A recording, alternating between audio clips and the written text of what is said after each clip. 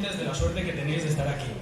Sí. Es un buen día, un excelente día, podéis estar en cualquier otro sitio, pero estáis en el sitio en el que está la mayor concentración de talento probablemente del mundo, en esta ciudad, en esta semana. Entre tantos creadores y creadoras de ideas, de mundos maravillosos, de retos, de aventuras, de personajes, hay muchísimo brillo, un brillo que casi ciega. Pero entre tanto brillo hay un pequeño, bueno, no tan pequeño, igual, destello luminoso. No, destello luminoso no, un pequeño destello oscuro. Un destello oscuro que casi tragaría toda la luz, nos deja unos mundos increíbles, unos personajes impresionantes y el corazón un poco destrozado aquí hacia el final, general. Esa luz oscura se condensa y forma la figura que tenéis aquí, que no es otro que J. Christoph, al que podéis dar otra vez.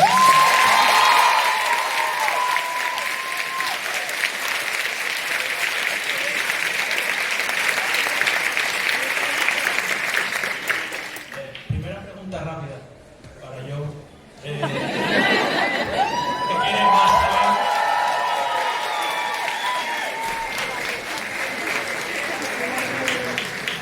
Jay lleva aquí una semana, más o menos, Sí. y yo creo que lleva filmando la mitad del tiempo que está aquí. ¿Cómo está tu mano? ¿Y puedes seguir estrujándonos un poco más el corazón? I'll see you all outside in a minute.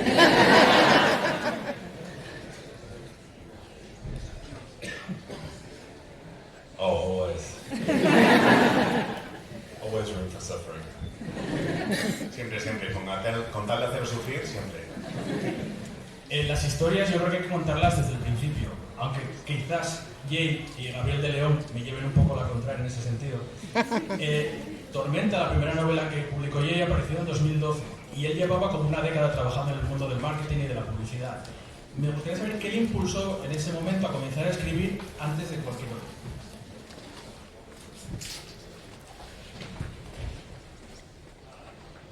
So I used to write television commercials for a living, and it was a great job for a lot of years, and a lot of my friends still work in it, so I've got to be careful what I say about the industry. But one of the really frustrating parts about it is you're not in control of your own creative output.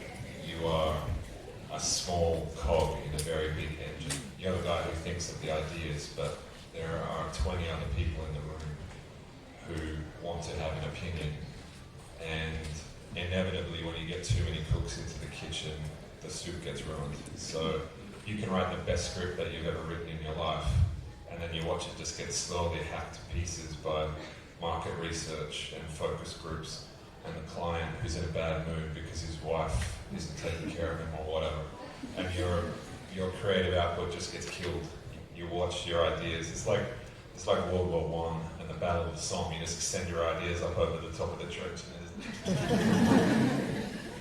and I got sick of not being in control of my own creations, and so I started, I don't know why, to this day, it was 2008, I was bored at work and I had an idea in my head and I started writing it down, and that idea became a chapter, and over the course of 18 months, that chapter became a book. I didn't tell anyone that I was doing it. I didn't even tell my wife that I was working on it because I thought it was silly. I didn't think I would ever finish it. But I loved going somewhere every day that was mine. And if it was bad, that was because I wasn't good enough yet. And if it was good, that was because I was getting better. So it was a place that I was in control of. Yeah. I don't like being told what to do, basically.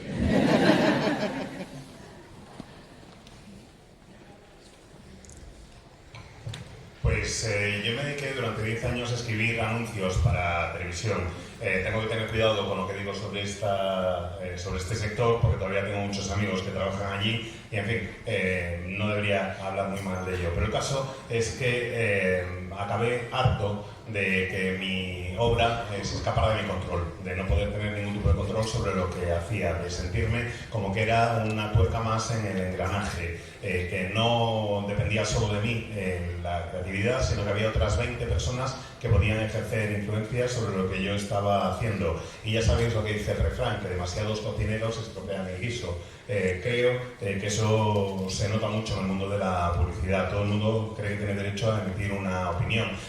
Tú acabas algo que te parece que es una obra maestra y que está súper bien, pero luego eso tiene que pasar por el grupo de marketing. Después hay los grupos de foco, los grupos objetivo, que también dan su opinión. Luego está el cliente, que a lo mejor está de mal humor ese día porque su mujer no le ha cuidado bien o vete tú a saber. Y te sientes con tus creaciones como si fueran soldados en plena Primera Guerra Mundial. ¿Sabes? Que los mandas salir de las trincheras y allí a disparar como buenamente pueden. Y acabé absolutamente harto de no controlar lo que sucedía con mi obra. Así que en 2008 estaba bastante aburrido en el trabajo un día y decidí que, bueno, me iba a poner a escribir una idea que tenía para ver si me salía un capítulo. Ese capítulo salió, luego salió otro y así estuve durante 18 meses trabajando sin decirle absolutamente nada a nadie, trabajando en una novela. No le dije nada ni siquiera a mi mujer. Pensé, mira, esto es una chorradilla, no sé ni si lo voy a acabar, pero es un sitio que es mío, es un sitio en el que me siento absolutamente cómodo.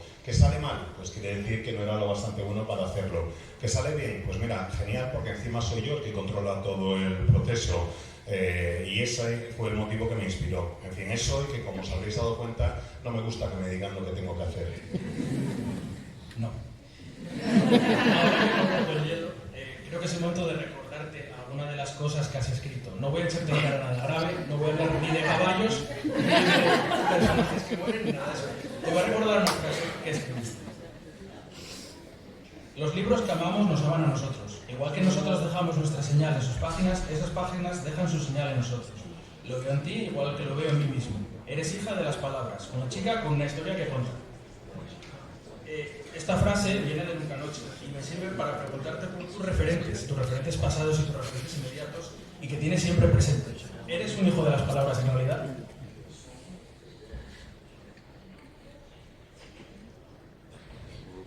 I mean, I grew up reading. I found out who I was through books that I read. My best friend in the world I met walking down the corridor in high school when I saw he was reading Lord of the Rings, and I went up and said hello, and we've been friends for 35 years. So yeah, books gave me a place to belong and a community to be a part of, but also taught me about who I was as a kid growing up into the person that I became. One of my favorite books of all time, Interview with a Vampire, I found a whole friend group just through that one book. We all loved it. So I guess so, yeah.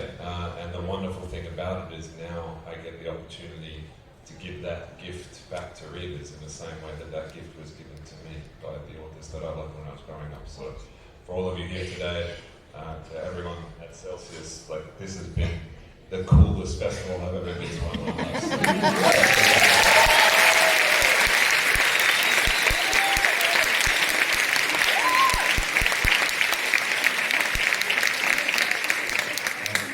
For everyone who spreads the words and tell their friends about my books, I couldn't do what I do without you guys.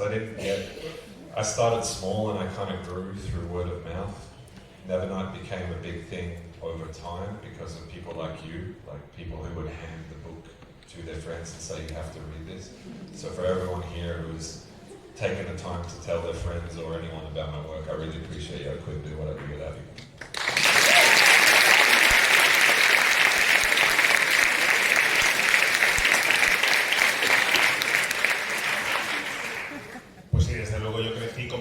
Crecí leyendo muchísimo y mis lecturas son las que me permitieron descubrir quién soy en la actualidad. De hecho, por ejemplo, conocí a mi mejor amigo porque vi que iba por los pasillos del instituto y que llevaba un ejemplar del Señor de los Anillos bajo el brazo. Entonces me acerqué y le dije, oye, ¿cómo mola ese libro? Y desde entonces somos amigos desde hace más de 35 años ahora. Sinceramente, me encanta el sentirme parte de una comunidad, el sentir que hay alguien más con quien compartir los gustos y aficiones.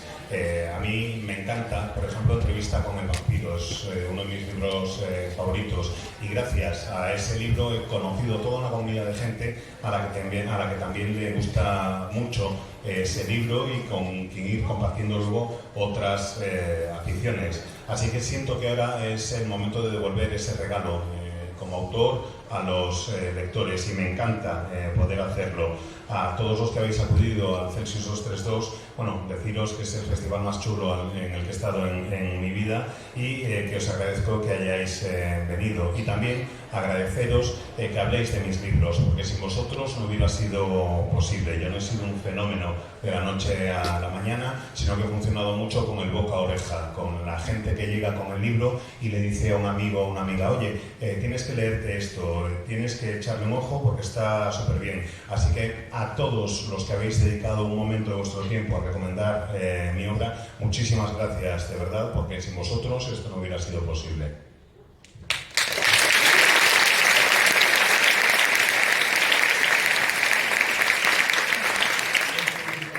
Tienes casi 17 títulos que van a convertirse en 18 en el próximo noviembre y son 6 trilogías.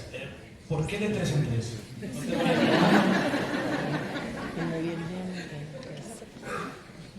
I actually have a standalone book coming out in a little while. We sold that back in 2021. I think the stories that I grew up with, the fantasy stories that I grew up with, were always kind of structured in trilogies. The 3-act structure is kind of one of the foundational principles of at least Western literature, and that was the literature that I grew up with. So as a structure, it just kind of makes sense. First book is introducing the world, the second book is breaking the world, and the third book is fixing the world. But, within the novel itself, but also in the matter arc of the story, that's just the logical structure that my brain works towards. When I'm first kicking around ideas for a novel, that's naturally the pattern that I just gravitate towards. So it's probably a product of the books and the movies that I grew up reading when I was a kid, you know, Star Wars and Lord of the Rings, all those old classics that I'm sure we all grew up in. They're all classical 3-act structures, so I think my brain was just wired that way since I was a kid.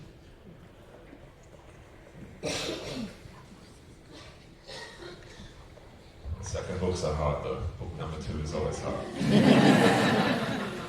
Pues tengo ahora un libro autoconclusivo que saldrá dentro de un poco, dentro de un tiempo, que es un libro que vendimos en 2021, pues de hecho os vendimos en 2021. Pero sí es verdad, y yo creo que lo de las trilogías, y creo que se debe a que crecí leyendo historias de fantasía, y la mayor parte de las series de fantasía, las sagas de fantasía, eran y son trilogías, porque esa estructura en 3 actos funciona muy bien y se aplica muchísimo en la literatura occidental, por lo menos, que es la literatura que yo crecía de pequeño, así que para mí, que yo leía, de pequeño, así que para mí tiene todo el sentido del mundo usar esa misma estructura. Básicamente es una estructura que funciona muy bien porque te permite en el primer libro presentar el mundo, en el segundo libro destrozar el mundo y en el tercer libro arreglar el mundo, y creo que eso funciona muy bien y que te permite una novela, un arco general que trasciende a cada una de las novelas. Así que supongo que esa estructura lógica en mi cabeza cuando tengo una idea para una historia que quiero contar. Es lo que he visto no solo en los libros, sino también en muchas de las películas con las que hemos ido creciendo.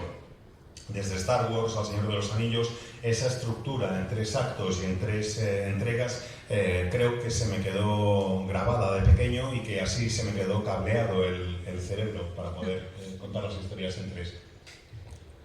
Entre tus obras aparecen 2 trilogías escritas junto con Amy Kaufman, Illuminae y El ciclo de Aurora, que acaba de salir en castellano por completo.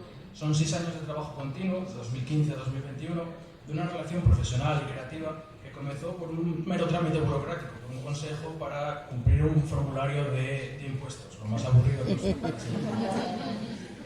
se dice siempre que el trabajo de escritor es una cosa muy solitaria. ¿Cómo resulta la experiencia de trabajar con otra persona de una manera tan creativa y tan cercana?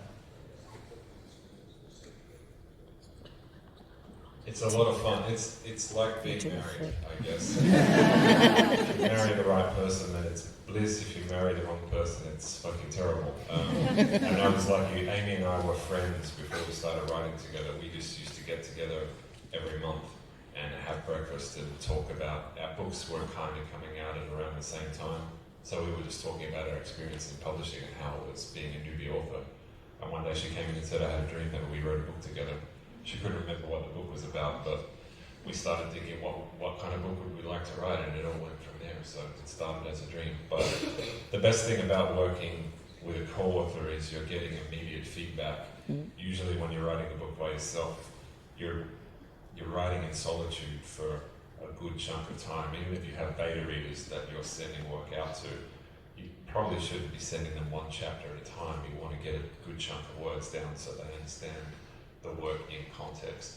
And if you take a wrong turn at word 20,000 and you write 80,000 words, that's 60,000 words that you might have to throw away.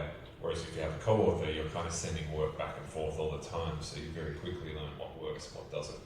So it's more high energy, collaborative process. And that can be, like I say, if you're working with the right person, that's great because they make your work better. They teach you what is good about your own work, and you learn what is good about their work, and you incorporate it into your own. So yeah, if you find the right person, it's a wonderful experience. I love Amy to death. We're still really good friends. She's staying in the YA space, and I'm moving into the dark shit. But yeah, I still talk to her all the time. Still really proud of the books that we created together. So yeah, if you find the right person, it's great fun.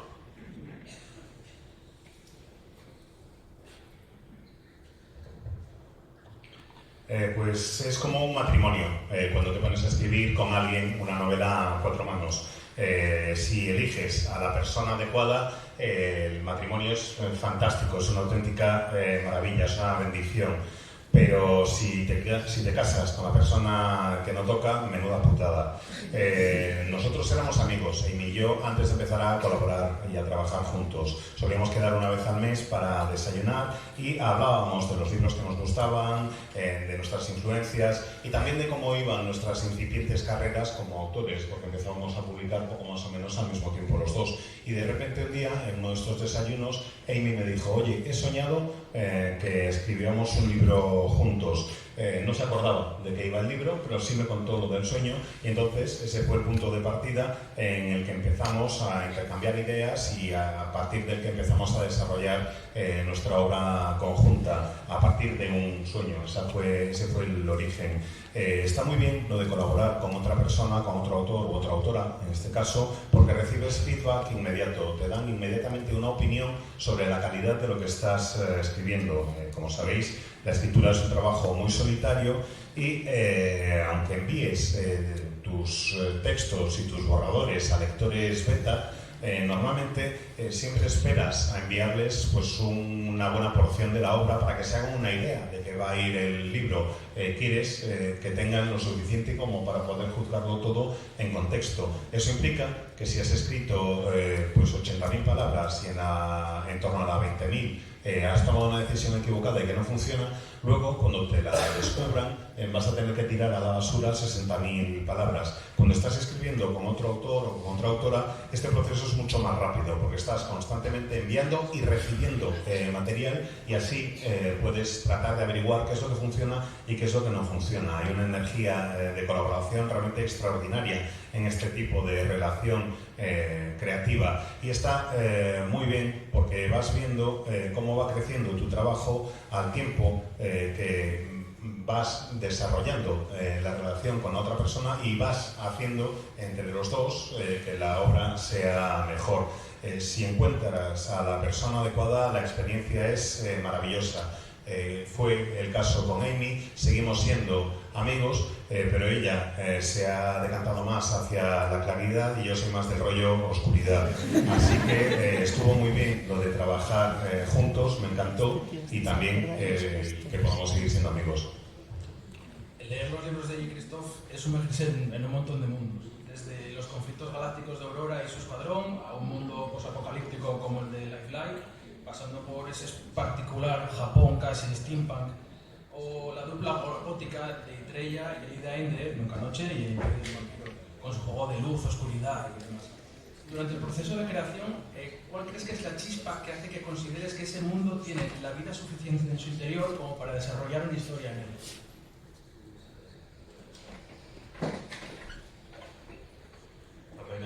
All of my worlds usually start with characters.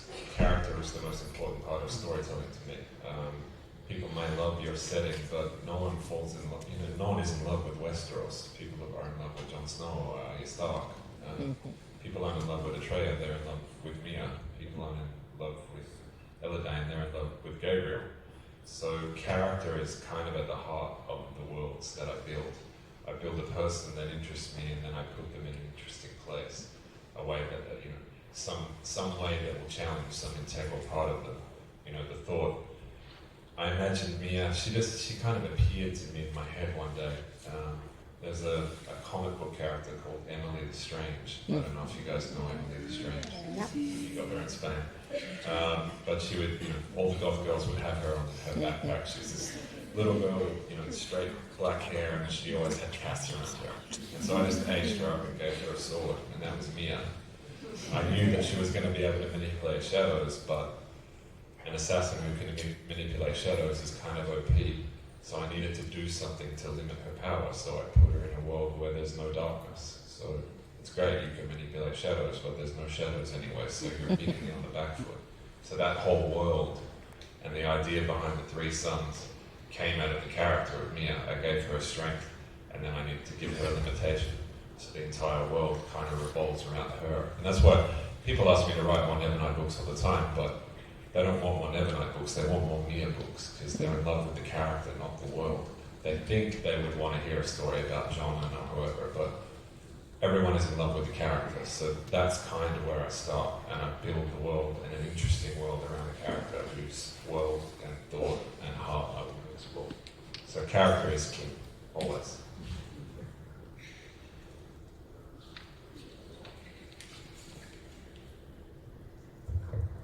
Es que para mí el punto de partida es el personaje. A partir del personaje construyo el mundo, y creo que eso es una verdad pues casi universal. A los lectores no nos gusta Poniente, lo que nos gusta realmente es Jon Nieve y los personajes que lo habitan. Nunca Noche, de quien te enamoras es de Mia. No es que te encante, lo que te gusta realmente es Gabriel. Estás, bueno, pues básicamente enamorándote del personaje y luego quieres conocer el mundo que le rodea. Mia surgió en mi mente como una imagen muy clara y está inspirada por el personaje de cómic Emily Strange. Es un personaje de cómic que todas las chicas jóvenes góticas solían llevar en la mochila, como un parche o lo que sea. Básicamente tiene el pelo muy oscuro, un flequillo cortado a la altura de la ceja por aquí, y Mia es una versión de mayor edad de Emily. Básicamente sería una Emily mayor con una espada y que es capaz de manipular las sombras. Pero lo de ser una especie de asesina y encima poder manipular las sombras es un poder absolutamente genial. Tenía que ponerle algún tipo de límite, claro, porque si no sería prácticamente todopoderosa. Así que lo que hice fue que pudiera manipular las sombras en un mundo en el que no hay sombras. Y eso ya la pone directamente en desventaja. Lo de la idea de un mundo con 3 soles surgió a raíz de Mia y a raíz de tratar de encontrar un poder, una limitación a su poder. Así que todo el mundo en realidad gira alrededor del personaje. Hay gente que me dice, no, queremos que vuelvas a Nunca Noche y tal. No quieren que vuelva a Nunca Noche, aunque me digan que quieren que cuente historias de Jonah o de yo que sé quién. El caso es que lo que quieren son más historias de Mia. Los personajes son el punto de partida y los mundos se crean en torno a los personajes. Y eso es lo que realmente me gusta. Creo que en todas mis historias el corazón mismo de la historia, desde el principio, es el personaje. Y eso es siempre así.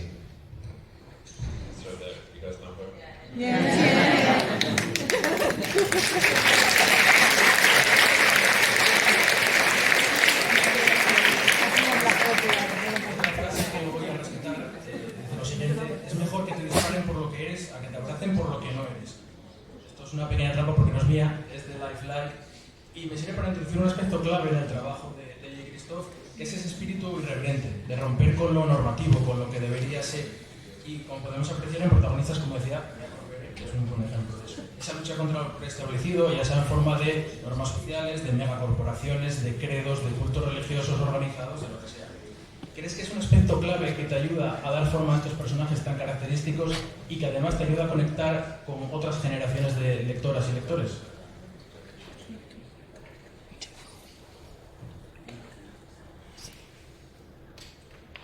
hope so. You guys can tell me that. I'm really not sure why readers like my books. I mean, typically speaking, I'll write a book for myself. I'll have a question that is in my head that bothers me. You know, the key question at the heart of the Empire books is faith. Like, I got raised Roman Catholic. I went to an all-boys Catholic school. We went to church every Sunday. And even at 8 years old, I was kind of looking around thinking, this is a little bit like bullshit, right? It doesn't make a lot of sense. Like, this guy up there, he loves everyone, but he gives babies cancer. How does that work? Even 8-year-old me, I couldn't quite figure that out. So those questions have kind of been with me my whole life. And Empire is a way to kind of explore those questions in the context of fiction. The Illuminae books, you know, I think everyone should have a deep and abiding distrust of large-scale corporate entities, particularly in this era of kind of late-stage capitalism. Power is being consolidated by very small cabals of people who control what you see and what you wear and what you think is cool and what you're allowed to say and what you're allowed to think. I think it's essential for humans and artists to be questioning that status quo. I don't think I'm particularly contrarian by nature, but I think most artists have a need to question. They will see the world and wonder why it is that way. And so a lot of the books that I write, at the heart of them, are exploring fundamental questions. So, you know, Nevernight is about the destructive power of anger. Like, I grew up really angry as a kid. You might not know what to look at me, but yeah. Mia is a character who is constantly struggling with the internal anger inside herself. Gabe is a guy who's constantly struggling with questions of faith. The Illuminae kids are constantly struggling with the question of authority, what you're allowed to know, what we want to keep secret because we don't trust you enough to know the truth. So yeah, those questions bother me and kind of bleed into the work, and I presume they resonate with everyone. I think most people have those questions kind of buzzing around their head. One of the wonderful things about art is that we get to explore those questions together.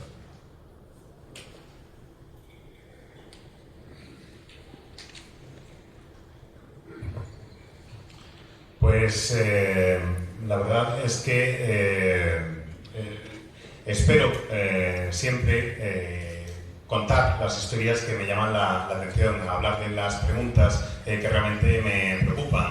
Eso es lo que intento con las historias, escribir algo que guste y que funcione para dar respuesta a algunas de las cosas que están en mi interior. Por ejemplo, en el interior del vampiro, el elemento que abordo es la fe, el catolicismo. Yo iba a misa todos los domingos, por educación y por tradición familiar soy católico, y cuando íbamos a misa yo me quedaba allí mirando y ya de pequeño pensaba, pues esto es una sarta de sandeces, esto es una chorrada. O sea, que Dios nos quiere a todos, pero al mismo tiempo hace que los bebés tengan cáncer. Yo no lo pillo, y ya no lo pillaba con 11 años. De eso va toda la saga del imperio del vampiro, de ese conflicto religioso. En el caso de Illuminae, creo que lo más lógico que podemos hacer en nuestra vida es rebelarnos contra las grandes multinacionales y las corporaciones, sobre todo en esta época de capitalismo tardío en la que vivimos, en la que el poder está en manos de cabales, de grupos reducidos de personas que son los que básicamente nos indican qué ropa ponernos, qué es lo que tenemos que ver, qué es lo que mola, qué es lo que no mola, qué es lo que podemos decir y qué es lo que no. Yo no considero que sea un rebelde o un antisistema por naturaleza, sino que creo que los artistas debemos cuestionarnos lo que nos rodea. Creo que por naturaleza el artista necesita ver cómo es el mundo que tiene alrededor y preguntarse por qué. Y esas son las cuestiones que intento explorar en Nunca Noche. Lo que intento explorar es el poder destructivo de la ira. Quizás ahora no lo parezca cuando me veis, pero os aseguro que de pequeño y cuando crecía en la adolescencia era un tipo con muchísima ira dentro, y era mi forma de explorar esos sentimientos y de gestionarlos. En el caso de Gabriel es la fe lo que le motiva. En el caso de Illuminae, el grupo de protagonistas lo que quieren es rebelarse contra la autoridad y buscar desvelar los secretos y que conozcamos la verdad. Lo que intento es que todas mis obras pues generen una respuesta o resuenen de alguna manera en el interior del lector, porque la idea es empezar siempre a partir de una pregunta, ese es el punto de partida también, y luego mezclarlo todo en mi cabeza hasta que explote y se convierta en la obra. Está cerca el 10º aniversario de una novela o de una trilogía como es Nunca Noche, y yo considero que es un punto de inflexión clave en tu carrera, por la diferencia que marcó con lo que tenías publicado anteriormente y el éxito posterior. ¿Cómo valoras en conjunto, una década después, esa obra y el impacto que tiene pues en los lectores y los lectores?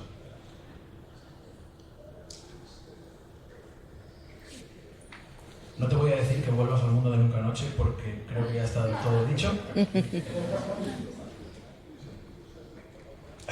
No, that's okay. I'm amazed the way, the trajectory of that book.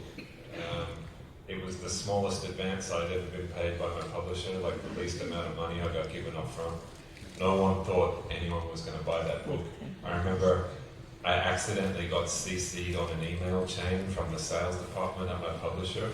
And they had been talking about sales expectations, and then they changed the topic and CC'd me and didn't realize I would be able to read back through what they were saying. Expectations were not high, let me tell you. When the book first came out, I got 10 advanced reader copies in a broken cardboard box, and that was my marketing budget. Like, no one gave a fuck about that book. No one expected anything from it. But like I say, it was because of readers. Like, a few passionate readers here and there found Mia, found that world, and told their friends about it, and those friends told their friends. I remember I did a signing. I lived in Venice in 2018 when I was working on Dark Dawn. And I wasn't even published in Italy yet, but a few people had heard of me and they knew that I was in town, and so they came and said hello on the last day. But I think 25 people showed up, but there were a few booktubers among that group, and they went away and told all their friends that, hey, this guy's cool and the book is great, you should read it. And I came back to Milan, I think 18 months later, and there was like 600 people in this room, all based on like 20 people who went away and told their friends. And that's how the entire series got where it got. It was all reader word of mouth. There was no marketing push, there was no big budgets, there was no fancy sprayed edges or cool covers. It was just this book that no one cared about except the readership, and they made all of their friends care about it as well. So yeah, the trajectory of that book was really special. I remember getting an email from my agent just after God's Grave came out. And he said, hey, something really weird is happening with your book. It's selling more and more every week. Because most books kind of start up here in terms of sale numbers and then it just goes down. It's just the natural evolution of a book. But Nemanite was kind of going up and up and up and up every week. And so my agent told me, said, hey, this never happens. Like something special is going on here.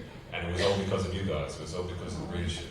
So yeah, it's always going to be a really special book for me. The way it grew wholly and solely and organically just because of passionate readers who went and told their friends about it. So for all you guys who do that for me now, it means the world. I wouldn't be here today if it wasn't for readers like you. I wasn't the chosen one. I didn't get a big money deal. I didn't get a huge push from my publisher. It was all because of groundswell readership. So for everyone out there who spreads the words about my books, I truly appreciate you. I could not do what I do without you. Gracias.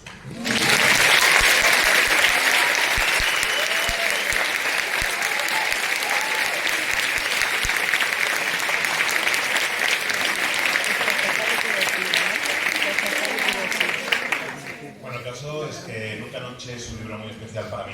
Es un libro en el que no creía absolutamente nadie, en el que no había ninguna expectativa de ventas ni nada por el estilo. ¿Y cómo lo sé? Bueno, pues porque en la editorial me pusieron en copia oculta en una cadena de correos sin darse cuenta de lo que habían ido hablando en esa cadena de correo antes. Le cambiaron el título a la cadena, pero no se dieron cuenta al incluirme en ella de que había quedado atrás el rastro de todo lo que habían ido hablando, sobre todo con el departamento de marketing y comercial. Y os aseguro que las expectativas de ventas no es que fueran bajas, eran lo siguiente. Cuando lo leí, vi que no había absolutamente nadie en la cadena que creyera en el libro. No había nada de expectativas, no contaban con que pueda funcionar en absoluto. No había nada de presupuesto para marketing, ni publicidad, ni nada por el estilo. Y lo único que recibí a guisa de, pues eso, publicidad, fueron 10 ejemplares del libro metidos en una caja de cartón medio rota y para de contar. Si Nunca Noche ha llegado a ser lo que es, ha sido gracias a los lectores apasionados como vosotros.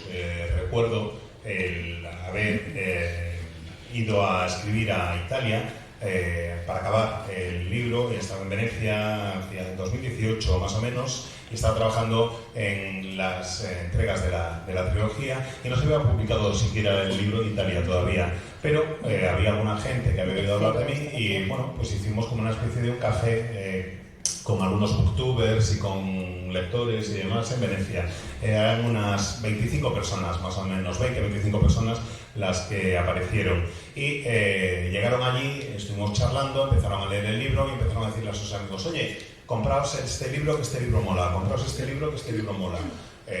Vuelvo a casa y después regreso a Italia y voy a Milán 18 meses después. Y cuando voy al acto de presentación en Milán me encuentro con que hay 600 personas allí. Y todo gracias a que esas 20 personas que habían ido a la primera charla le habían ido diciendo a sus amigos: oye, cómprate lo que mola. Así es como he ido creciendo, de una manera bastante orgánica. Nunca he tenido un gran apoyo, o no tenía, mejor dicho, un gran apoyo comercial, no tenía un gran apoyo del departamento de marketing. No tenía ediciones chulas con los cantos pintados ni nada por el estilo.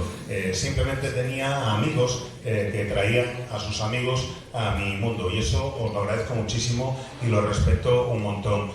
Normalmente las ventas de los libros empiezan en el pico y luego van cayendo semana a semana. Y en el caso de Nunca Noche, mi agente estaba flipando porque me llamó y me dijo: oye, que está pasando todo lo contrario en tu caso, que las ventas van subiendo semana a semana, están incrementándose, cuando normalmente lo que hacen es caer. No entiendo nada, porque esto no suele pasar y te aseguro que eso quiere decir que este es un libro especial. Y es especial gracias a vosotros, a los lectores, porque sois vosotros siempre los que habéis apoyado a mis libros, porque si ha crecido ha sido de una manera orgánica y gracias a que habéis ido hablando con vuestros amigos y con vuestras amigas, recomendándoles que lo leyeran. No podría estar aquí hoy si no fuera por vosotros y por vosotras. No soy el elegido, no tuve una gran campaña de marketing ni nada por el estilo.